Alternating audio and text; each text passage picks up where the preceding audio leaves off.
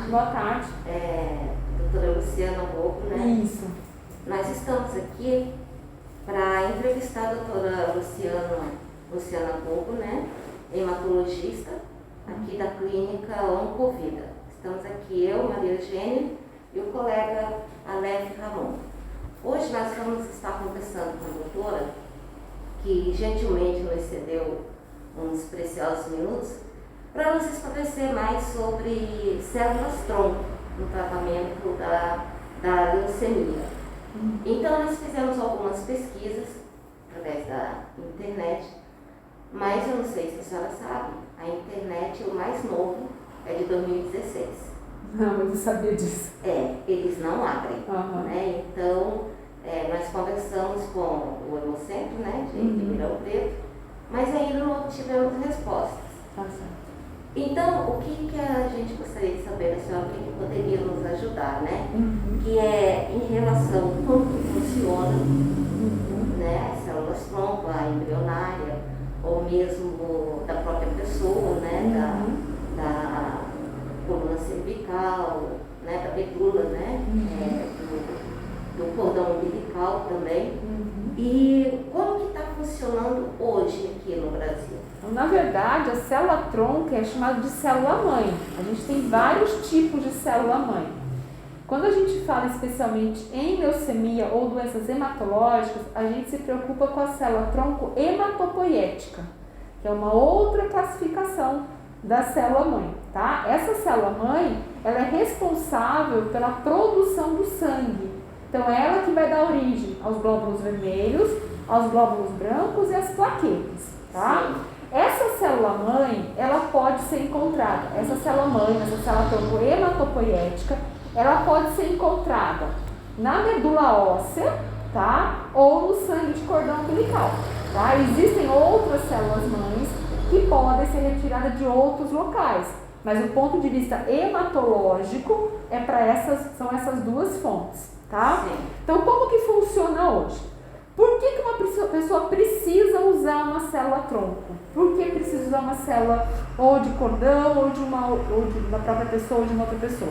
Porque ela tem alguma doença hematológica que ela precisa fazer uma nova medula óssea, tá? A função da célula-tronco é promover uma nova medula óssea.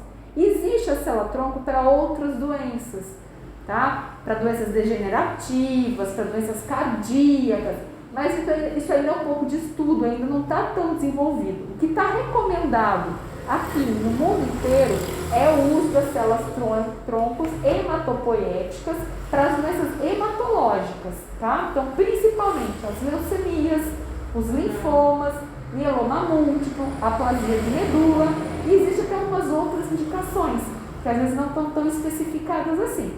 Vai depender de cada paciente, tá? Então, a finalidade da célula-tronco, qual é? Produzir uma medula óssea nova.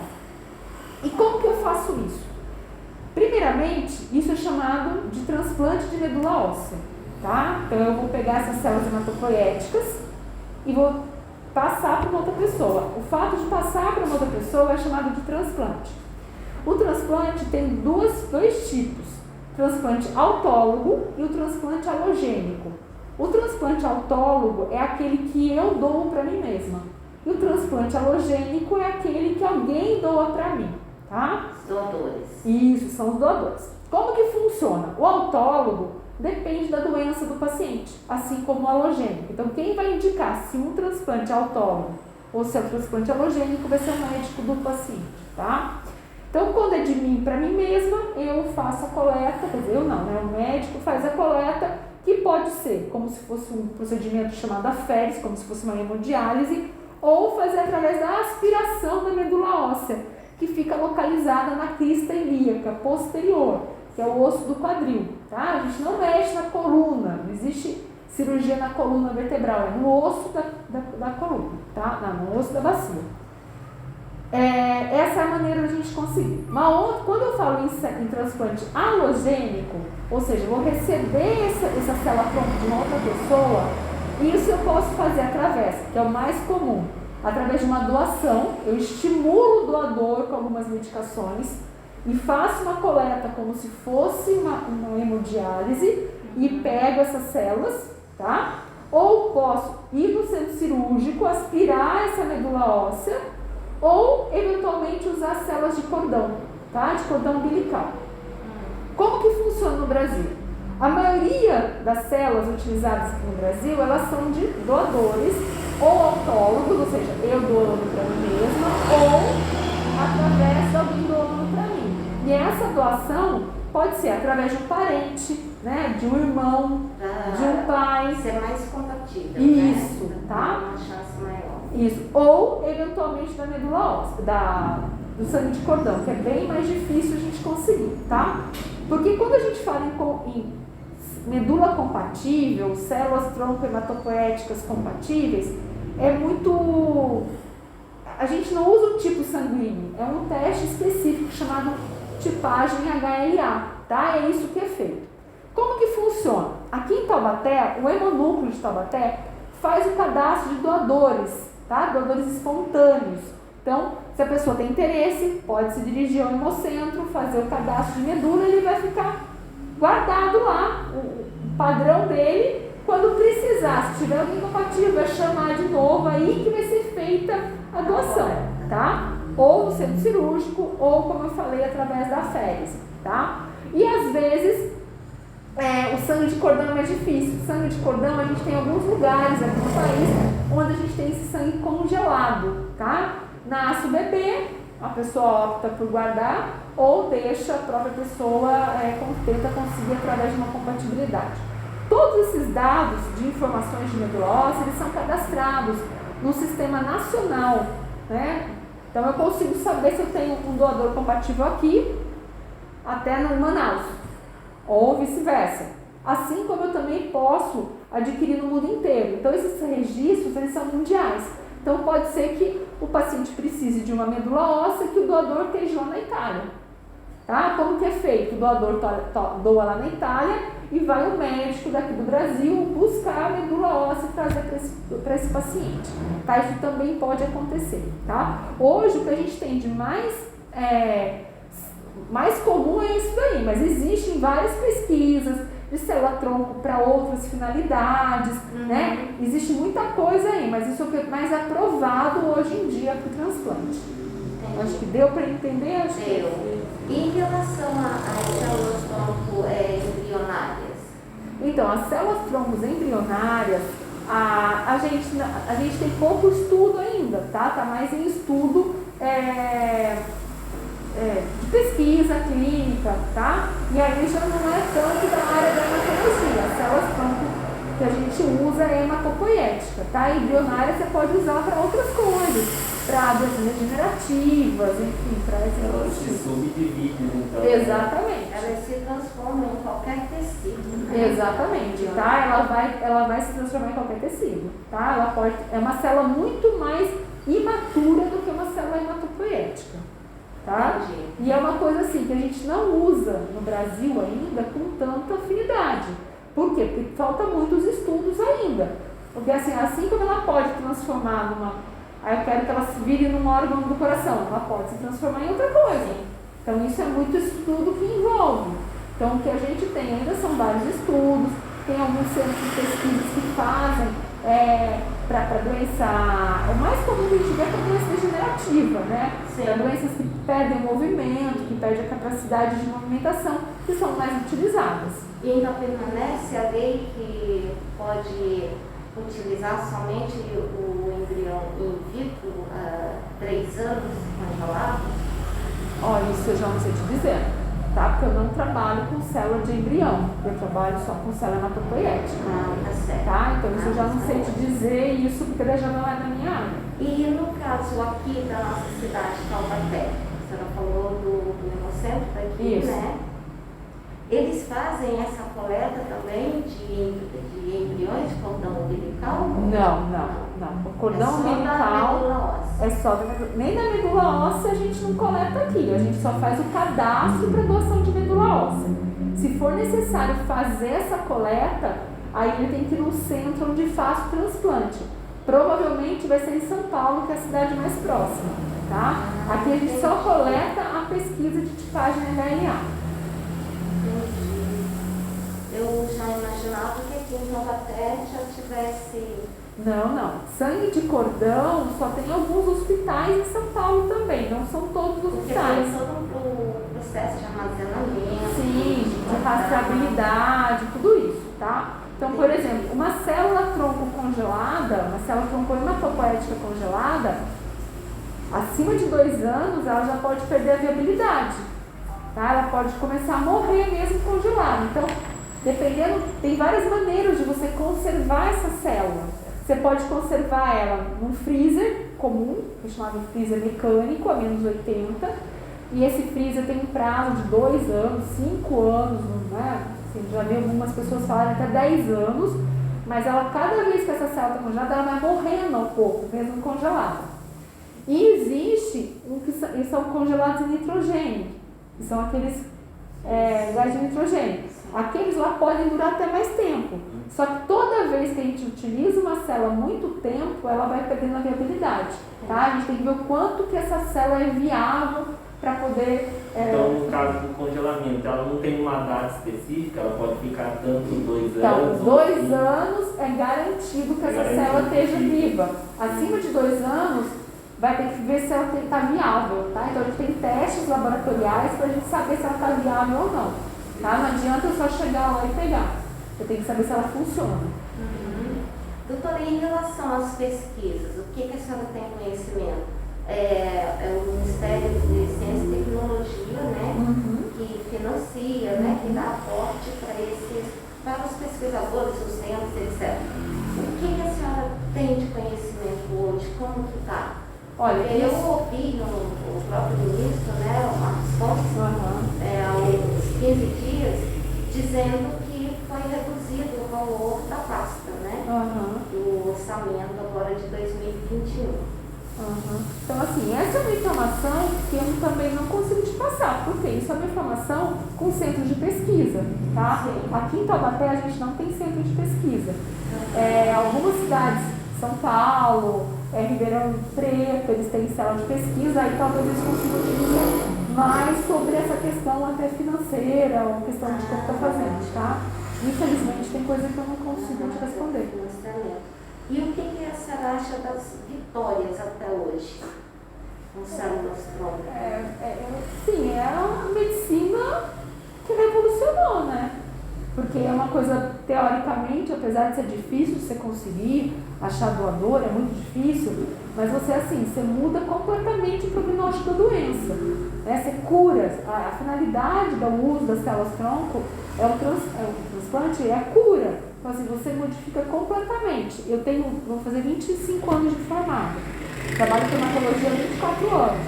Quer dizer, o perfil das células tronco mudou muito nesses últimos anos, tá? Para melhor.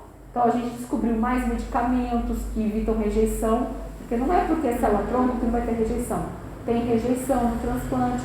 Então, tudo isso a gente conseguiu aprimorar teste diagnóstico, aprimorar tecnologia de conservação de célula. Então, assim, só tem a tendência cada vez mais a gente desenvolver mais isso e cada vez com recurso melhor. Então, assim, a perspectiva de melhora disso já é boa hoje e a tendência é ter mais ainda. Eu sou extremamente a favor de uso de células tronco. Né? Nas pesquisas que nós fizemos, tem a célula tronco tirada do próprio indivíduo e que ela vai, melhoramento, vai para o laboratório.